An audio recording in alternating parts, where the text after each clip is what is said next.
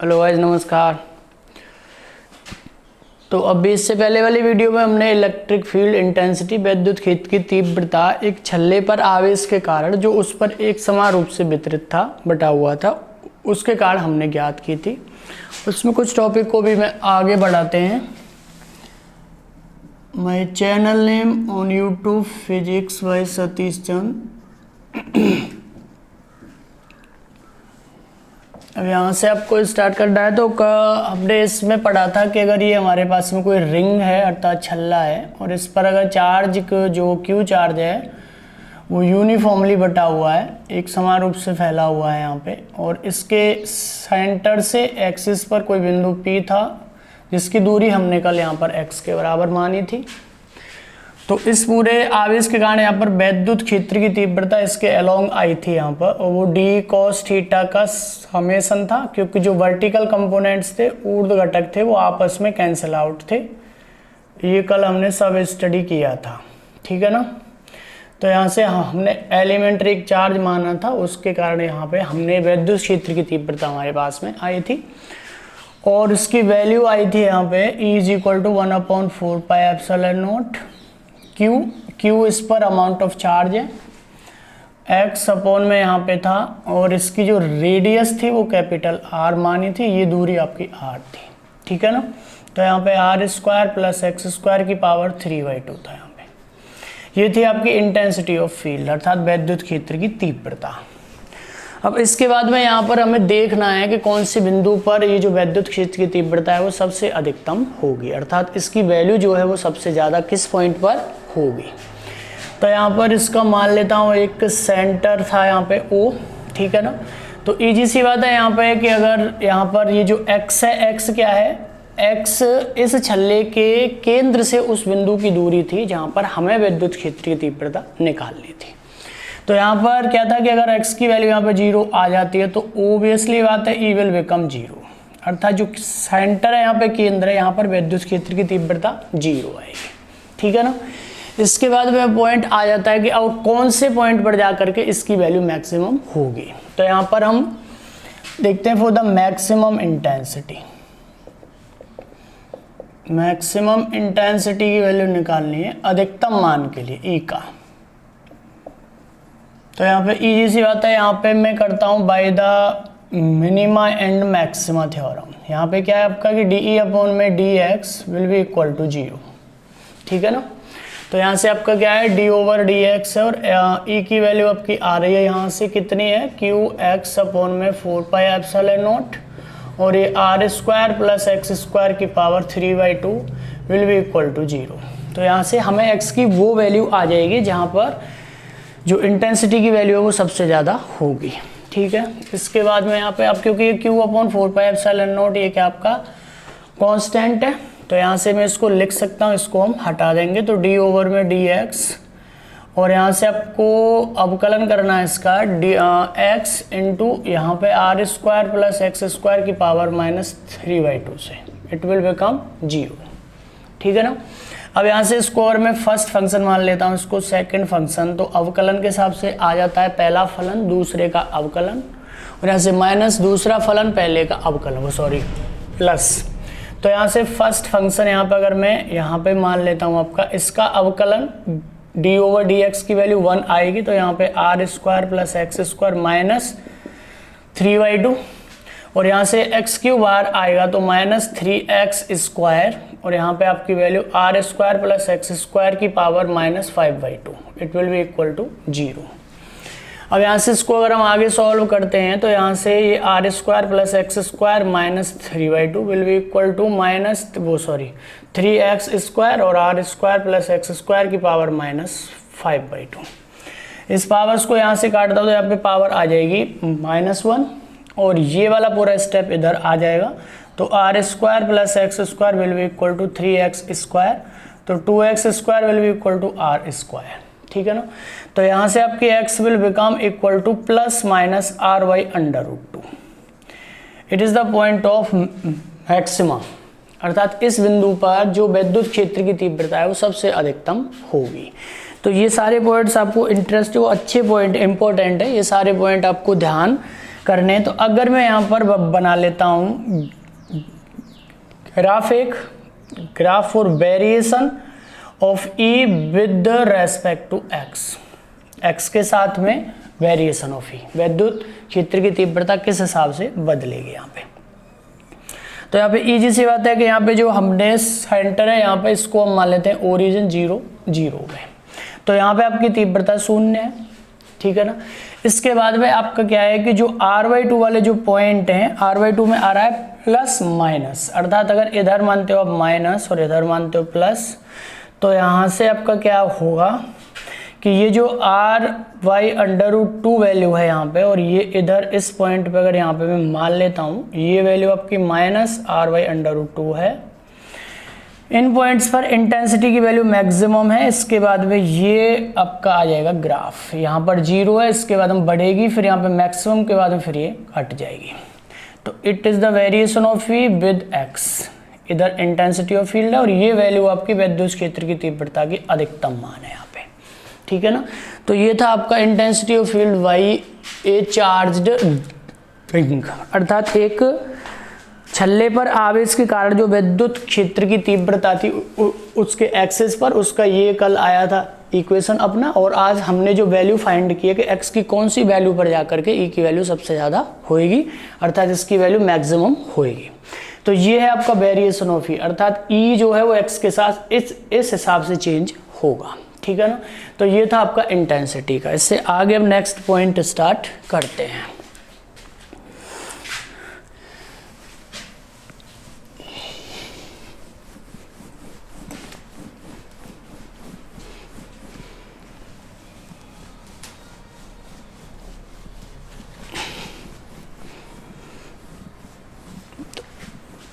आगे वाले पॉइंट आपका यहाँ से अब अभी आज हमको स्टार्ट करना है इलेक्ट्रिक डाइपोल के बारे में। इलेक्ट्रिक डाइपोल इसको बोलते हैं वैद्युत ध्रुव,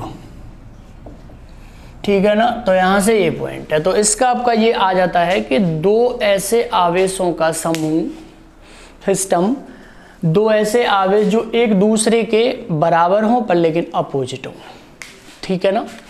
तो यहां पर क्या है, दो बराबर परंतु विपरीत आवेशों का निकाय, ठीक है ना, जिनके बीच की दूरी जो है, जिनके बीच की दूरी यहाँ पे जनरली मानते हैं 2L के बराबर।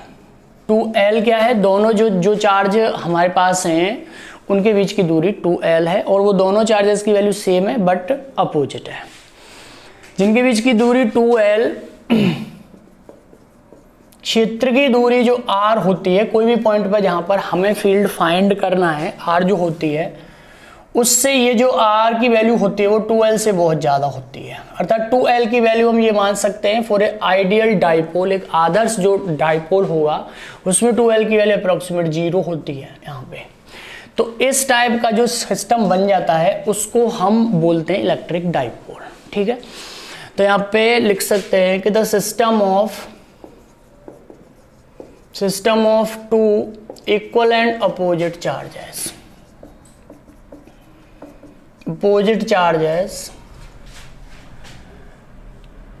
सेपरेशन बिटवीन देम, उनके बीच की जो 2L है वो R से बहुत कम है, अर्थात जो फील्ड की वैल्यू मतलब जहाँ तक उसका फील्ड है, उस फील्ड का जहाँ तक वैल्यू मतलब एरिया है, जो दूरी है, उससे 2L की वैल्यू बहुत कम है।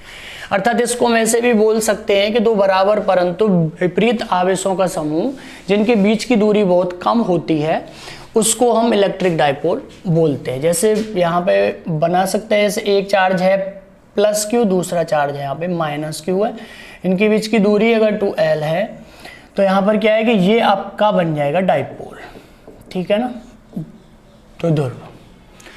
अब इसी में एक पॉइंट आ जाता है यहाँ से नेक्स्ट वन कि डाइपोल मोमेंट, अर्थात इसको बोलते हैं ध्रुव आघूर्ण। इसका आपका सिंबल P है और इसकी वैल्यू होती है आपकी कोई से एक आवेश का मान और उन दोनों आवेशों के बीच की दूरी के गुणनफल के बराबर। तो यहाँ से Q इंटू 2L, Q क्या है, कोई से भी एक चार्ज का, क्योंकि दोनों चार्जेस की वैल्यू सेम है, कोई से एक चार्ज अर्थात आवेश का मान है Q, और 2L क्या है, इन दोनों के बीच की दूरी है, ठीक है ना।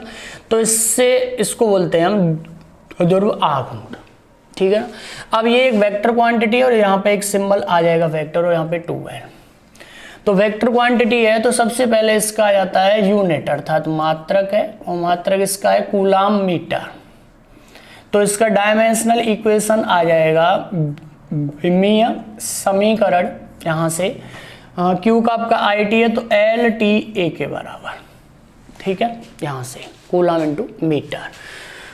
और फिजिक्स के अकॉर्डिंग जो डाइपोल होता है इसकी डायरेक्शन होती है, इस P वेक्टर की जो डायरेक्शन है वो -Q चार्ज से +Q चार्ज की ओर होती है, जबकि केमिस्ट्री में डाइपोल की जो डायरेक्शन मानते हैं वो इसके अपोजिट में एज्यूम करते हैं। लेकिन फिजिक्स में आपका क्या है कि जो डाइपोल की डायरेक्शन है वो माइनस चार्ज से प्लस चार्ज की ओर होती है, ठीक है ना। यहाँ पे अब इसकी एक अदर, ये जो P है आपका आघूर्ण है, इसकी एक और मात्रक आता है, उसको बोलते हैं प्रैक्टिकल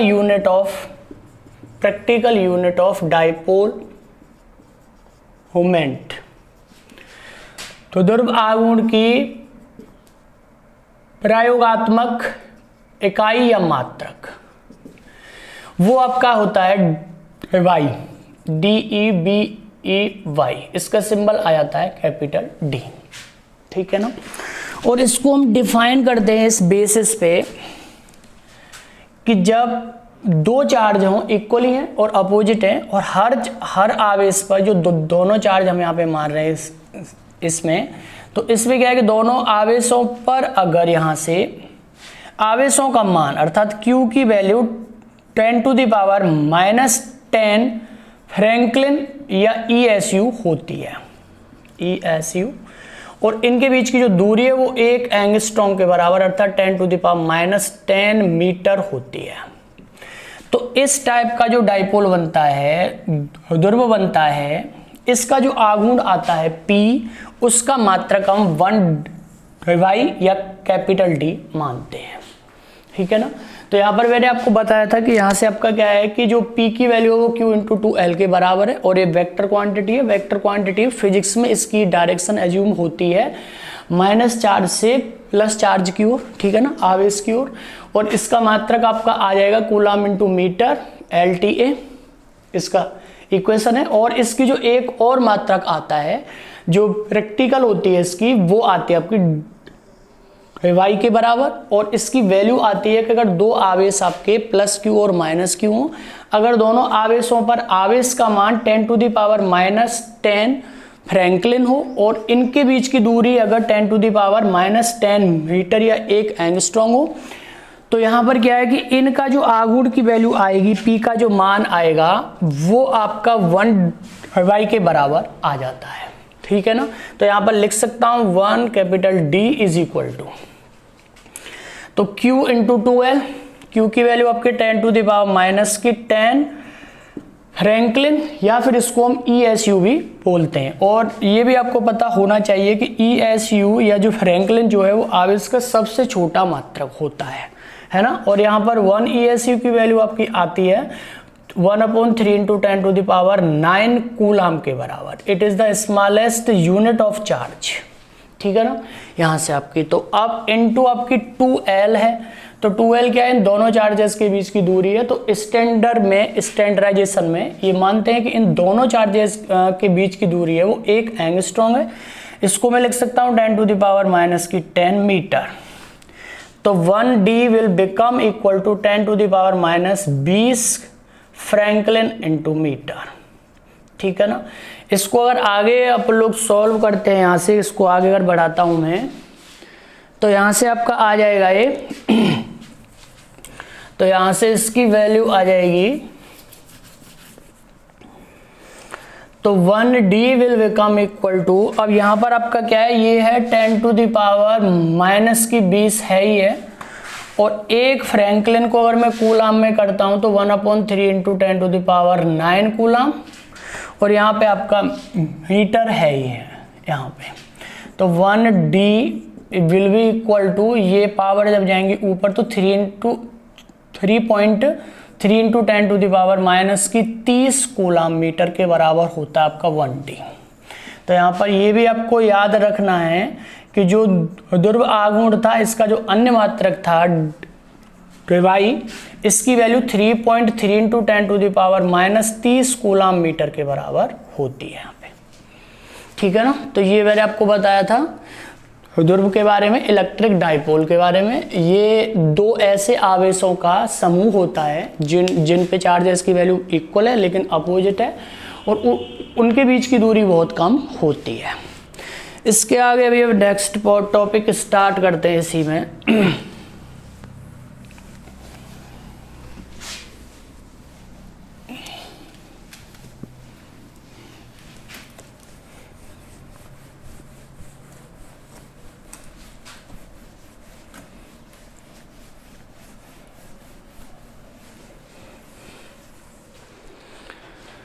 तो यहां पर क्या है कि फील्ड इंटेंसिटी बाय डाइपोल,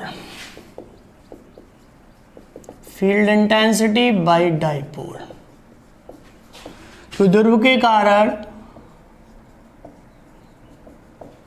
वैद्युत क्षेत्र की तीव्रता